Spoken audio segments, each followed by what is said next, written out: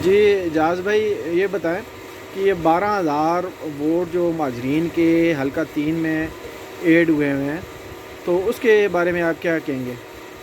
سر جی، یہ 12,000 جو مہاجرین کے جو ووٹ ہیں وہ یہ ووٹ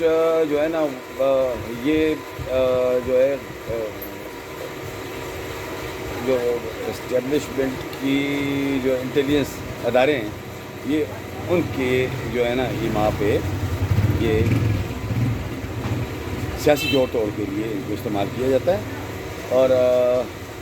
یہاں پہ جو ہے نا ہم لوگ جو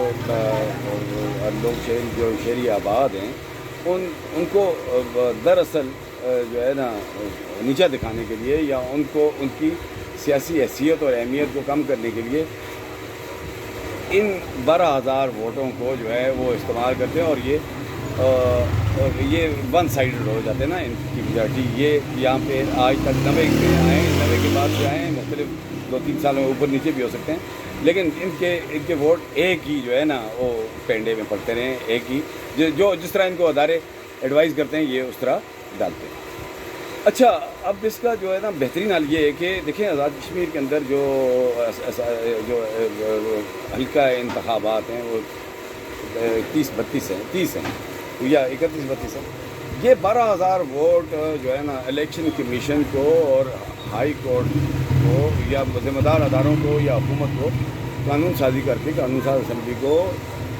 یہ پورے اس میں برابر تقسیم کر دینا چاہیے۔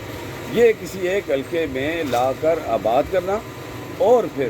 آباد کر کے ان کو اپنے سیاسی مقاصد کے لیے استعمال کرنا، یہ مطلب سیدھی جو ہے نا وہ پراکسی اس کو آپ کہیں گے کہ یہ ایک سازش ہے، اور جسے جو ہے نا وہ کامیاب نہیں ہونے دیا جائے گا۔ اور ہماری گزارش ہے